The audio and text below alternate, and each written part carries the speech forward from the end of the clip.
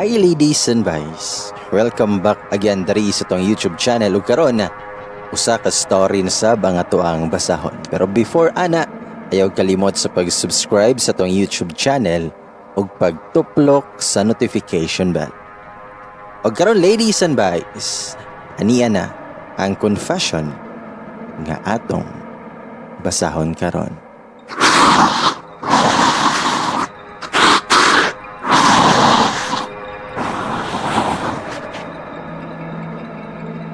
Hi bye, ug sa tanang mga naminaw karon. Just call me Avi. Taga somewhere in Mindanao. And by the way, I'm a teacher. Just wanna share with you my events during the past years. Ug medyo taas-taas jud ni. I'm currently teaching in our province. Since ang usual assignment jud basta bag-o pa lang ga maestra is adto jud tawon sa bukid. 1 hour and 30 minutes jud ang biyahion nako paingon sa school. Plaza Rocky Road pa jud. I'm a secondary teacher handling grade 8 students. 5 lang may kabuok nga teachers dito and almost 55 students rasad tanan. Siguro kay bukid naman god ug pili lang ang nangiskwela. It was in the middle of year 2019 when na-transferred ko aning school. Previously sa bukid gihapon ko na-assigned and so far, okay raman pud ko dito. Then it was my first day ato nga school. As in nabaguhan ko kay mingaw jud siya. Unlike sa uban nga bukid nga school nga akong natuan. The first thing I noticed the school is ang old buildings. Ug ang room nako is for repair and need jud i-makeover. So I decided as fast as I can na mas mahapsay akong room aron makonducive for learning sa mga bata. Na-accomplish raman pod siya and the first moment jud nga naka-feel ko creepiness is pagsulod nako sa CR. Kay ang samin sa CR, natuyok siya. Ang upper part na sa lower. Na-confused ko nga nung nabali nga ang sabitanan is naa sa upper part. Gi-ignore lang nako to and decided na mag-asikaso na sa akong mga gamit. Smooth lang ang dagan sa panahon sa pagtudlo nako for 1 week. Until such time nagkagubot may while nag-lunch with my co-teachers. One of my students kay naglock sa CR. Babae ni siya. And sige siyag-siyagit. And I can't remember siyahang gipanulte. But what I remember is nagyaw-yaw siya og pinalatin. And she's yelling a word. Morer. Morer. I thought name na sa tao so nag-ask ko sa mga students nako kinsa si Morer. Blanco jud ko ato.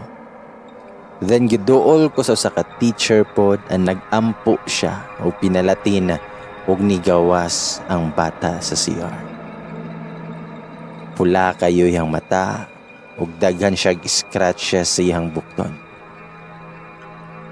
Ipangutanan nako si Teacher May o kinsa si Morer.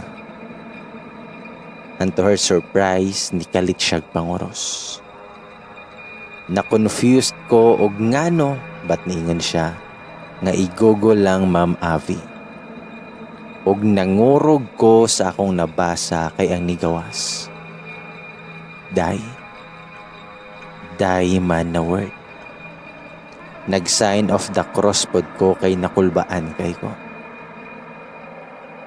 Week after, nabalitaan lang namo nga namatay ang student nako kadtong naglock sa CR. Naluya jud ko sa balita kay nakit-an na lang daw siya siyang parents nga giputos ang ulo sa bata ug hapol. Pero naara sa ilang higdaanan and they just thought nga natulog ra. Pero hangtod udto, wala man daw ni bangon. ug sa ilahang paglantaw kay nanggahi na. I felt sad jud kay first time ko namatayan og estudyante. While ongoing akong discussion, I feel like na ay bugnaw sa akong likuran. I tend to ignore kay gusto ko nga mag-focus lang. Sige kog discuss when I saw a black nga tela sa may CR nga murag nilantaw sa mga students. I stopped my discussion o gitan-aw na kong CR, and to my surprise, naka-closed man. So asa man kahatong itom na tela. Nahibong pod ang mga students nako but nag-alibay lang ko nila para dili sad sila mahipulong. Then lunchtime to, nagpabilin na rako sa room kay nagtiwas ko sa lesson plan. When I heard a woman's voice nga nagham or murag ka ng lalabay.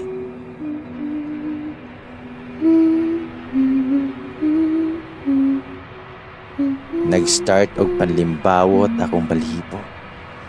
Pero nagpadayon ra kog suwat. While gadoko ko nakabantay jud ko nga naay nilabay sa akong atubangan nga nakaitom. Nitan-aw ko sa gawas.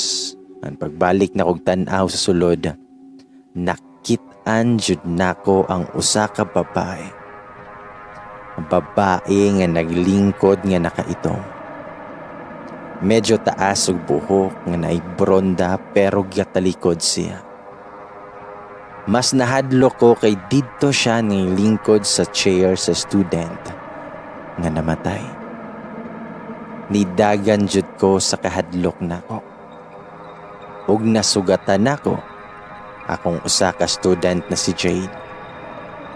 Nangutan na siya og naunsa daw ko. Pero wala ra ang ako ang gitubag. Nagpalipas ra kog 30 minutes before ko nibalik. Ang nakita nako sa room si Jude, niarang-arang akong pamati. At least na ako'y kauban. Gitawag na ako si Jude ug nangutan nako about niya siyang classmate nga namatay. Something background lang. And nashock ko sa iyahang revelation. He said na panagsar daw to mo eskwela. Kanunay daw to nga magpurong og ito during class hours. Dili sa daw to pahilabot sa iyang buhok and mahadlok jud daw moduol ang mga students ato niya. Kung tutukan daw to nimo siya, murag mag-evil smile daw. Murag dili gid siya normal nga bata. Dito ra mitaman kay nangabot na ang mga huban nga students nako. Dinaatoy usa ka adlaw nga nagdugay ko og uli kay gitiwas nako ang trabahon kay weekend na naasad ko'y lakaw pagkaugma. From a distance nakit-an dyan nako si Teacher May nga naglakaw paingon siyang classroom. So dali-dali kog adto kay aron magdungan mig uli. Pagabot pa nako sirado man iyang classroom. Andiha nako nakabantay nga ako na lamang diay usa ang nahabilin. Pero sure jud ko sa akong duha ka mata nga nakit-an dyan nako si May. So nibaktas ko paingon sa gate while walking nilingi ko sa akong classroom. Ana ako'y nakita nga dark shadow nga nagtindog sa may bintana. Gipaspasan nako og lakaw ug pagawas nako sa gate, gipaandar na dayon nako ako ang motor. Then pagkaugmaan na, nag-abot mi ni May, ang gisultian nako siya nga nakit-an nako siya gahapon mga alas 5 na jud to. But miingon siya nga half day ra daw siya gahapon. But what really creeped us kay hapit daw siya na discuss siya gahapon. Kay naay nilabang nga iro. Almost 3 years na sad si May aning nga school. Aningon siya nga never daw ko nga magpaabot sa eskwelahan after 5 p.m. Kay dili na daw kami antag iya. A bit confusing kay to be honest, mutuo ko ghost. But not that really much kay mas kahadlukan pa man daw ang buhi kaysa patay. After 5 na gani daw, if unsa among makit-an, dili daw nako pansinon. And never ever call their names. Dili daw ko magpainusara sa akong classroom. Kaya ang among school is not safe during noon break and after 5 p.m.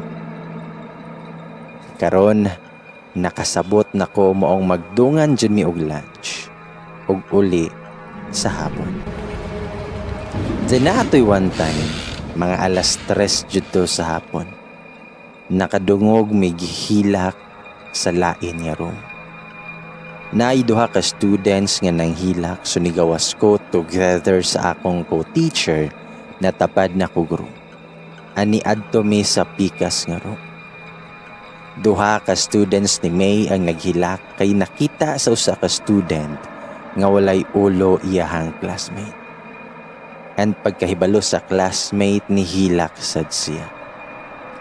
I don't know kung makatuob ako, but seeing the faces of the students nga terrified kayo ang nagkurog-kurog sa kahadlok kay it's a bad sign baya ng ingana. Gibate na jud ko kahadlok ani nga eskwelahan. Gihalog namo ang mga bata aron mohunong sa paghilak. Well, nag-explain ang usa ka teacher. Kalit lang nga nakalantaw ko sa akong mga students sa pikas room. Ang nangurog jud ko kay nakita nako sa bintana nga nagbarog ang babae. Babae nga nakaitong. Something like ni puli siyag tudlo. So nagdali-dali kog balik sa classroom and I told my students to pray our Father and Hail Mary. Nagpray pud sila. Pagka December 2019, busy me for the preparation of our Christmas party.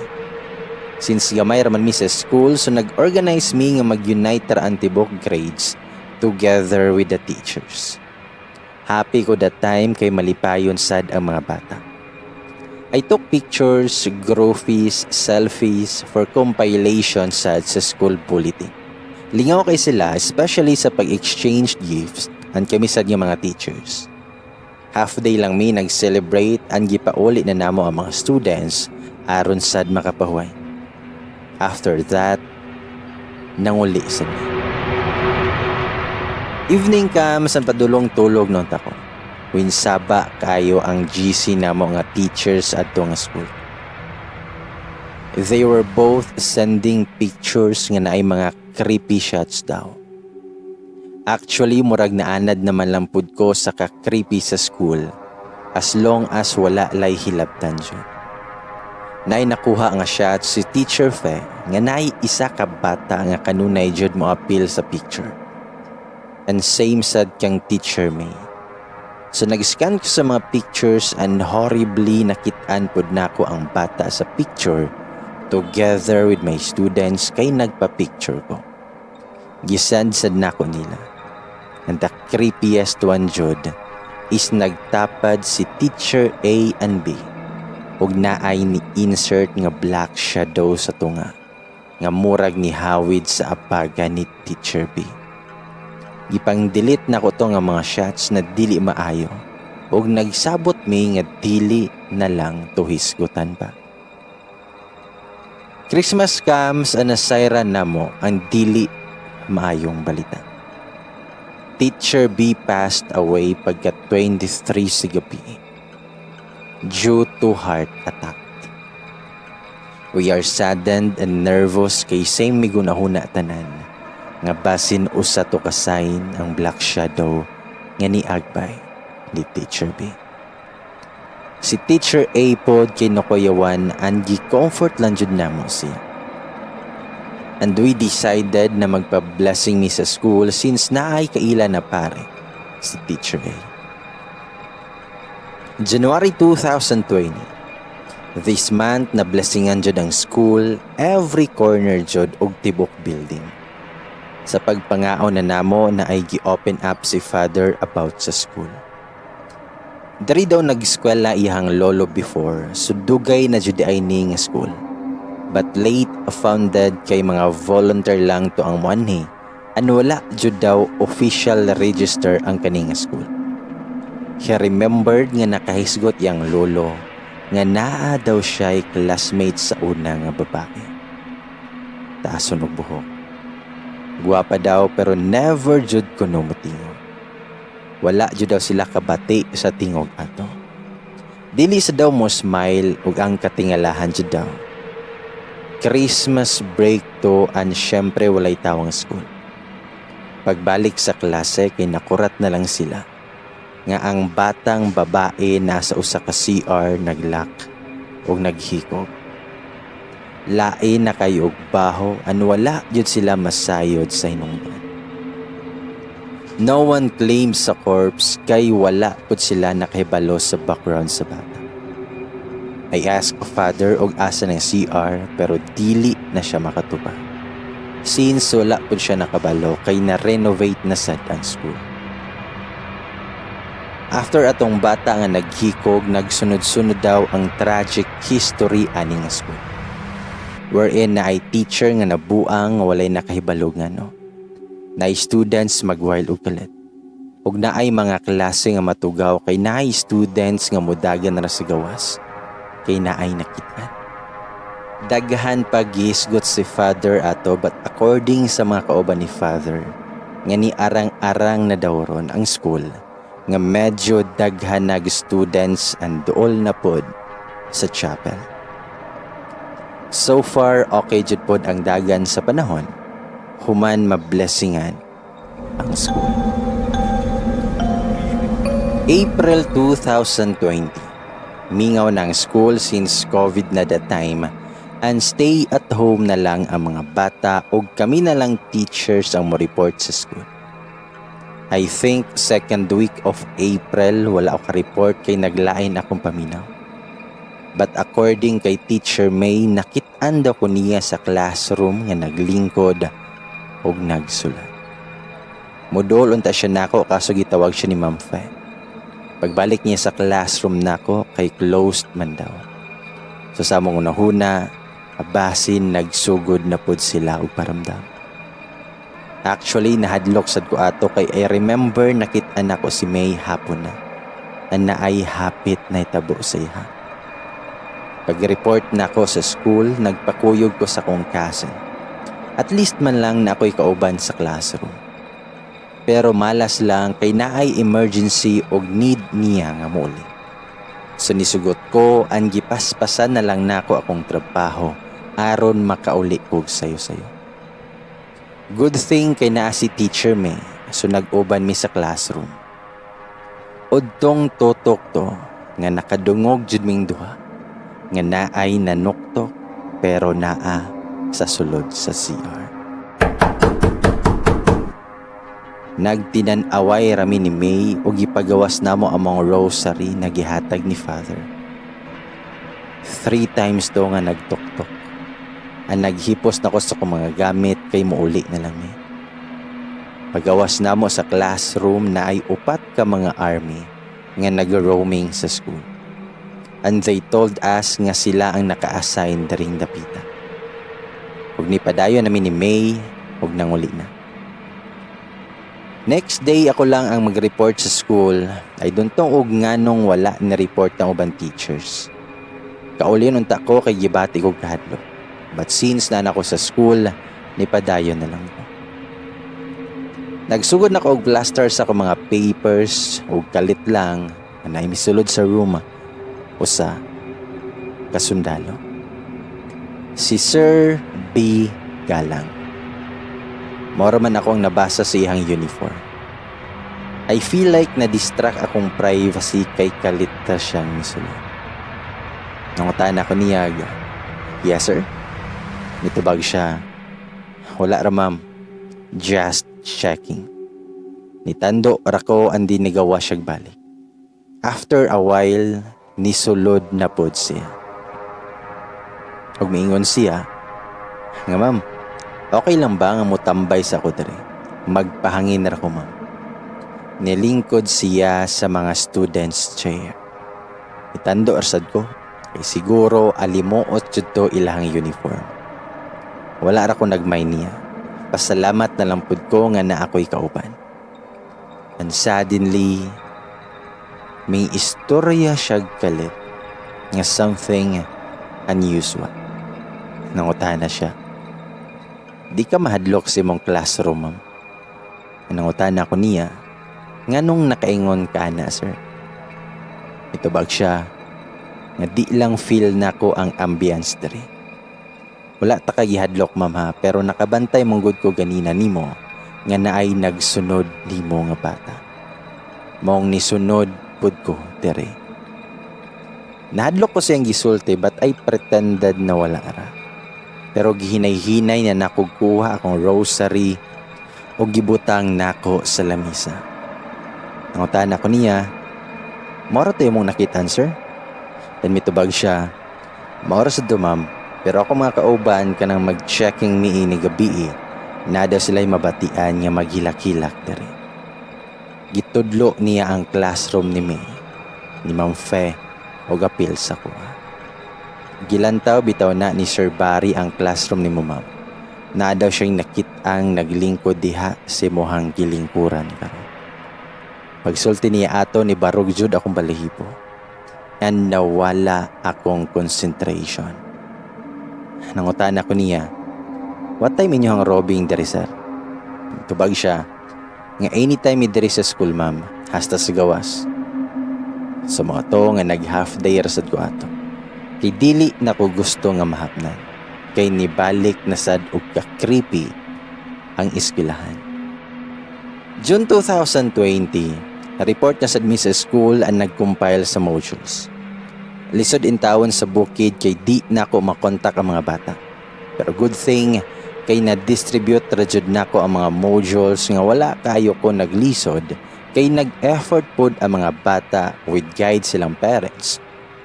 And nakatabang pod si Sir Galang.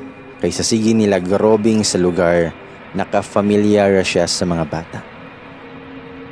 Mid of August 2020, loaded jud kaayo mi og stress mas wala man unta mi ka face to face tungod kay daghan kaayo og buhaton.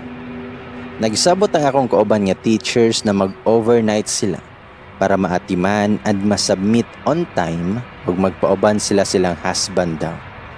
Nagduha-duha ko kay kinsa man akong ubanon nga busy man ang mga tao sa balay.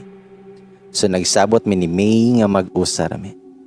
Then pagkahapon ana, nikalit lagingon si May nga anhion daw siya sa iyang uyab. Wala ko ilaing choice nga mag-inusara na lang. Gihuna-huna na lang pud nako nga tibok room open man sad and naay tao. So okay ra. Gihatdan ko og panihapon as well as habol, jacket and etc. Then pagka alas 8 sa gabi ato, nakadawat og text gikan ni Teacher Fe na pabalihinon ko niya sa iyang room. Tapad rami og room og nakabantay daw siya nga naay lalaki sa kilid na bintana nga nilantaw na ako. Ipangutanan ako si ma'am kung tao ba jud to or dili. Ba't ni ana siya nga tao man daw iyahang nakita. Nahadlok lang siya kay ako ra daw usa sa room. Maong nahadlok na jud noon ko kay nakafeel ko nga naa-joy nilantaw nako. Kay pagkita nako sa window, gisirag kalit dayon. Ug naka-assure pud ko nga tao to kay nakakita jud pud ko sa iyang kamot nga ningkunit sa jealousy nga bintana. Nibarog ko og miadto padong sa pikas room. Pagawas nako, nagkasugat mi ni Sir Galang. Pero naka-white t-shirt ra siya og gipit-bit niya iyahang upper uniform. Nangutana siya, asa ka ma'am? Itubag ko nga, muadton ta ko sa pikas room, sir.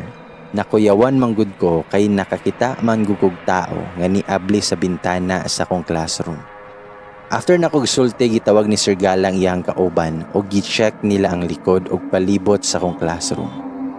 Pero wala man sila'y nakita, maong nag-decide sila na magbutang og suga gikan sa akong classroom connected sa classroom ni May aron mohayag dito dapita.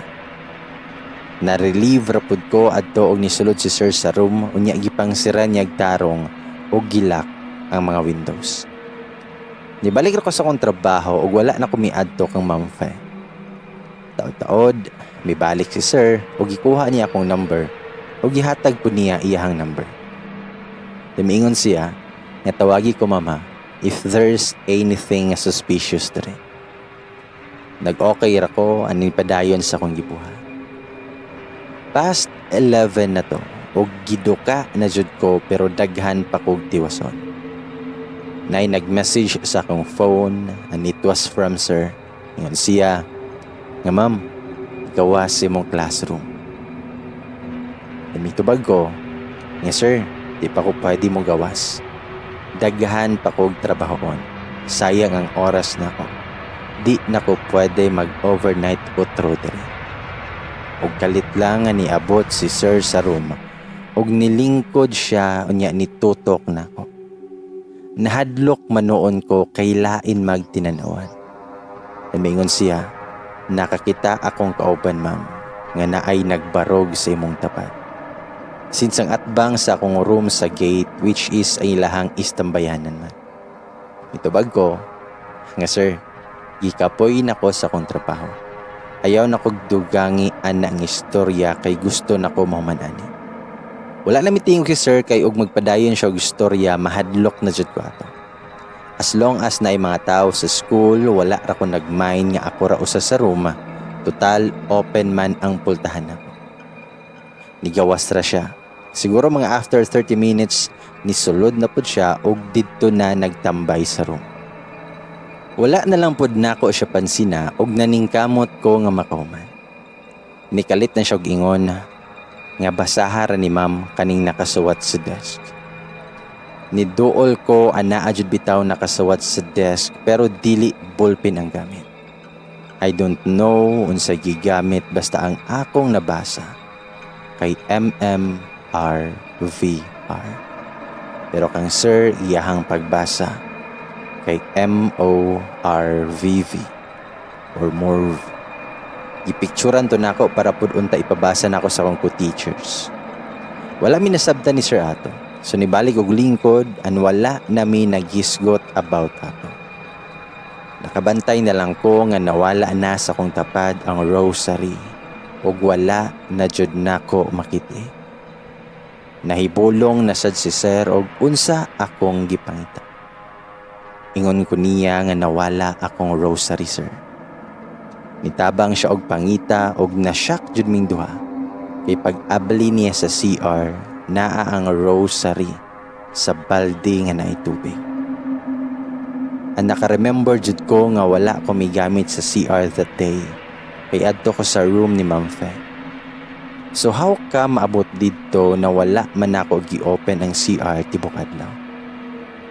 Lain jud akong gibati ato kay murag di na jud ni maayo.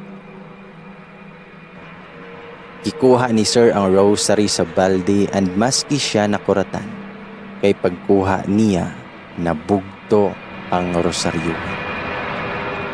Nanimbawat jud akong balihibo o giingnan ko ni Sir nga wala kahata duwa imam.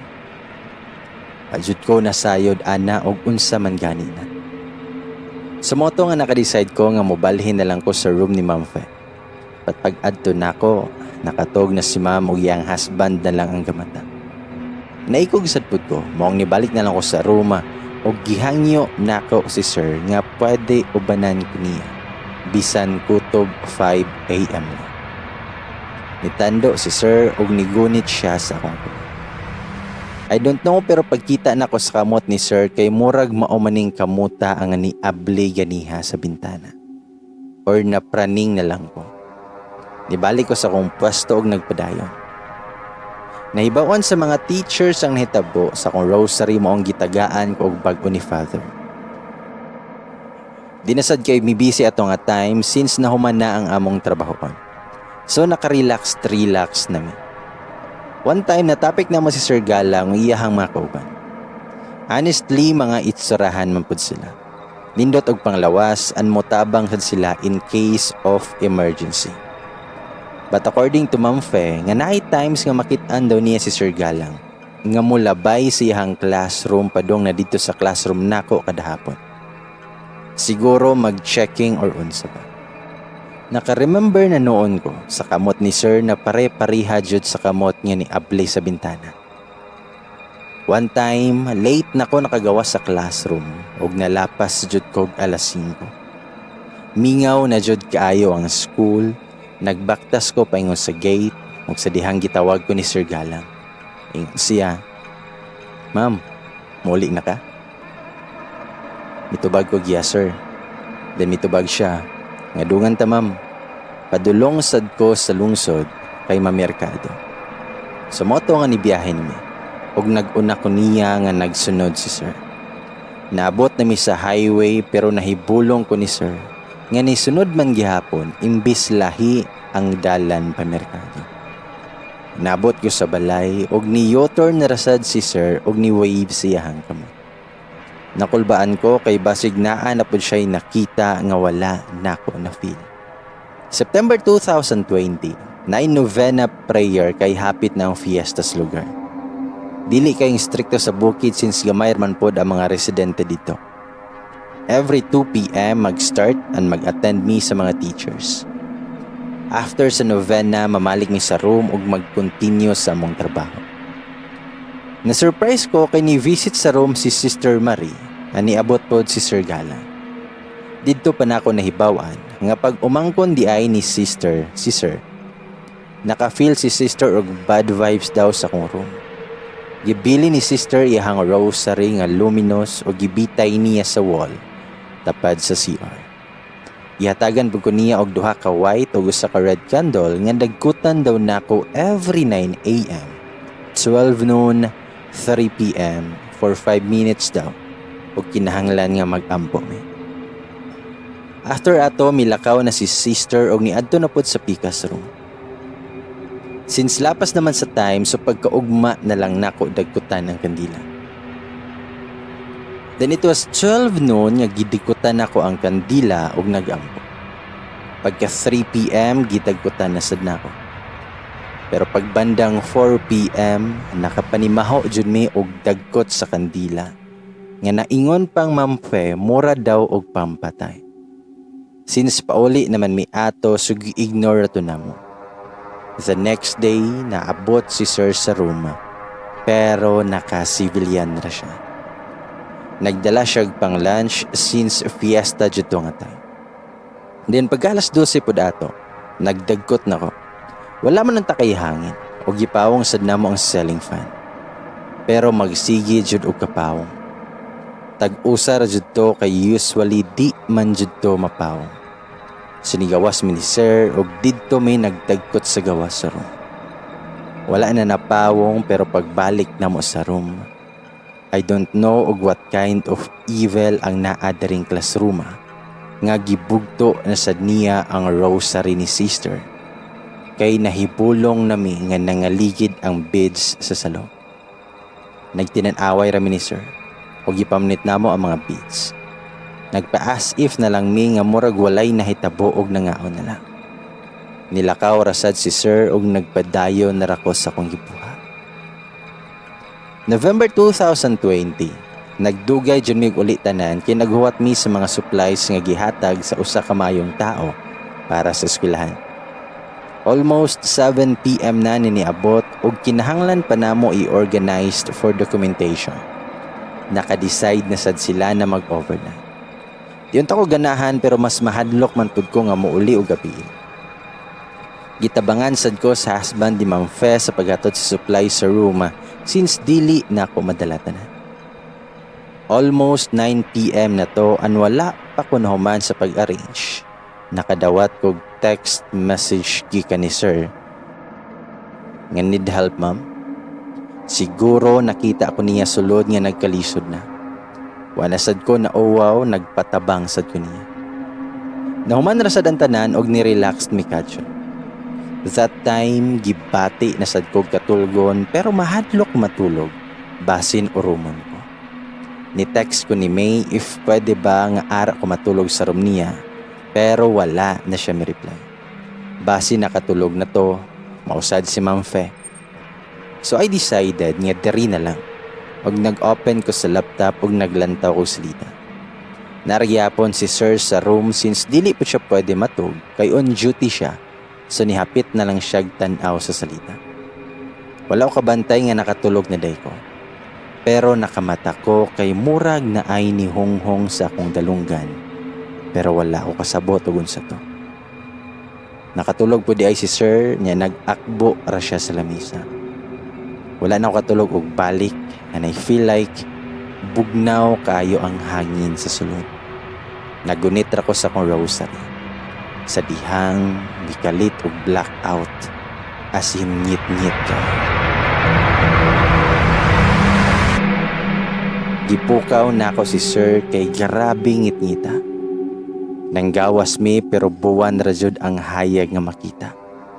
Nisampit pod si Ma'am Fen nako og gitubag ra nako siya nga naara ko sa gawas. Nisamot jud noon og kahadlo kay paminaw na ako. Mura kog suyupon pabalik sa room. Maong nigunit ko sa bukto ni Sir. Pero akong kahibungan wala man siya'y tingog-tingog si Sir Galang. Wala po siya'y imik o tawag bakaha sa iyang kauban. Pero sure man jud ko nga si Sir tong akong kigunitan.